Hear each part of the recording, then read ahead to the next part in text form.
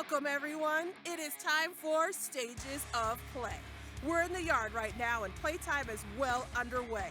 Now, let's meet today's players. First up, it's the Soloist. They're getting in some alone time with a soccer ball way downtown.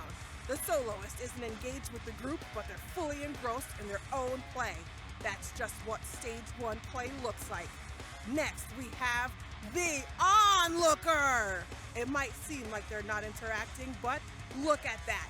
They're checking everything that's going on around them. They are really taking it all in. I guarantee some of what they are learning will come up post-game. Now, on the other end of the field, are they playing with that other kid? No, it's the parallel player. They're just playing side by side, but still doing their own thing. And finally, at center field, it looks like we have two players together. It's the Collaborators.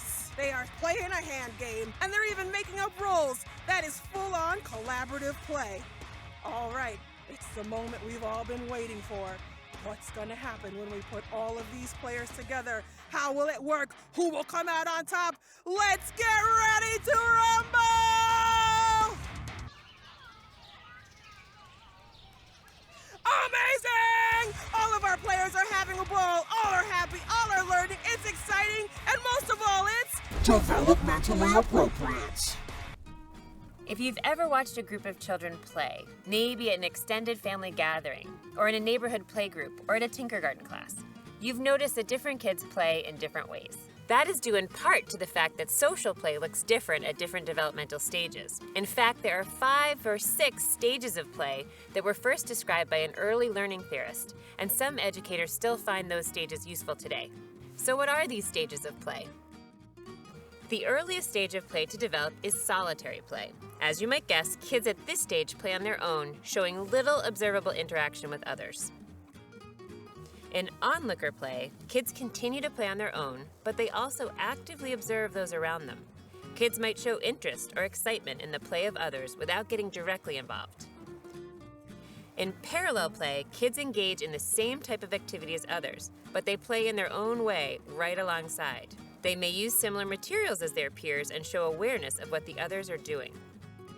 Once kids start engaging in associative play, they're interacting with peers, sharing materials, and offering ideas. But there are no formal rules or roles, and their individual interests still drive the play. In collaborative play, kids organize their play together around a shared purpose or goal. Kids play games, invent roles, and work together to build a shared narrative. Play often lasts longer as well. As kids develop, so does their ability to engage in the later, more collaborative stages of play. But even once kids can engage in more developed play, they will choose to play in earlier stages at different times and in different situations. How can we use this to help kids? We can remember that play at any stage is valuable and social. First, we can trust kids to be the expert in what stage of play is right for them in any given moment. Second, we cannot push them to interact any more than they're choosing to. And third, don't worry. Kids are not feeling left out like we might worry they are. As long as they're around other kids, they're part of the group. Lastly, we can support kids by calling attention to the play of older, more advanced kids without expecting them to play the same way. And tomorrow morning, there'll be adult solitary play. A cup of coffee by myself.